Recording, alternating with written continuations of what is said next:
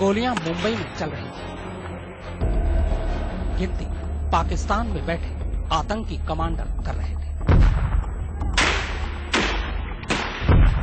Grenade Mumbai में फट रहे थे, लेकिन कमांड पाकिस्तान में बने एक वॉर रूम से आ रही थी, जहां बैठे थे वो लोग जो मास्टरमाइंड थे मुंबई हमले के।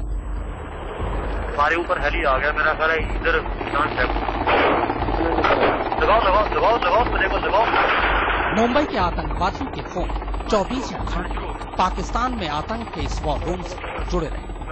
पाकिस्तान से कैसे खेला गया आतंक का खूनी खेल, पल पल कैसे और किसने दी आतंकियों को कमांड, पहली बार आप खुद सुने अपने कानों से आतंक के खौफनाक खेल।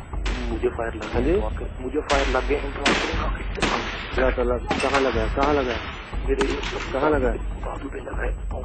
ये रिकॉर्डिंग करीब 7 घंटे की, जिससे ये बिल्कुल साफ हो जाता है कि मुंबई हमले की साजिश रचने वाले आकाओं की सैनिक कुशलता कितनी ज्यादा थी और इस हमले के लिए उन्होंने कितनी बड़ी तैयारी की।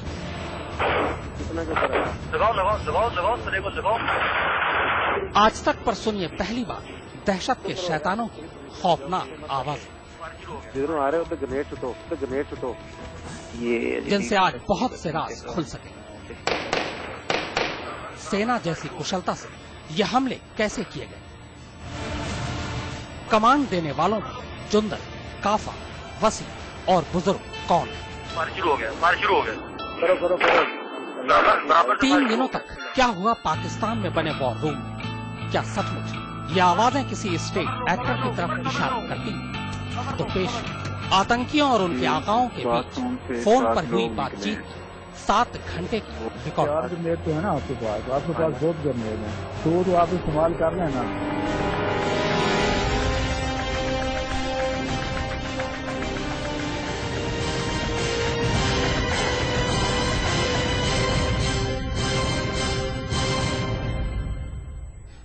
तो गौर से सुन रहे हैं ना आप इन आवाजों को। कोई कह रहा है कवर लो, कोई कह रहा है इस कमरे में जाओ, कोई कह रहा है गोली दागो, कोई कह रहा है ग्रेनेड फेंको।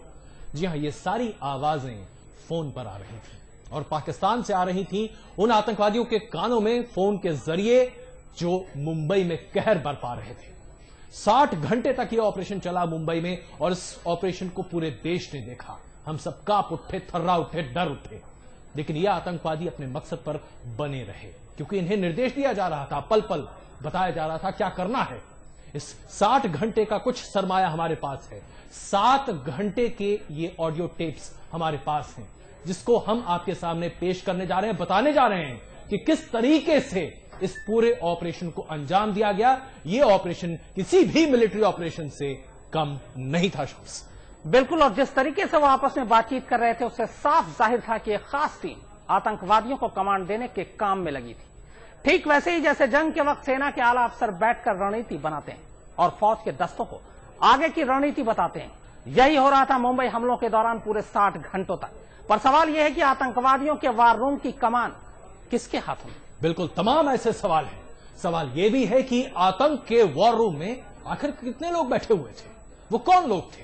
इन तमाम सवालों के जवाब अगर किसी के पास हैं तो वो है पाकिस्तान। लेकिन पाकिस्तान ने अभी तक इन तमाम सवालों में से एक के भी जवाब नहीं दिए।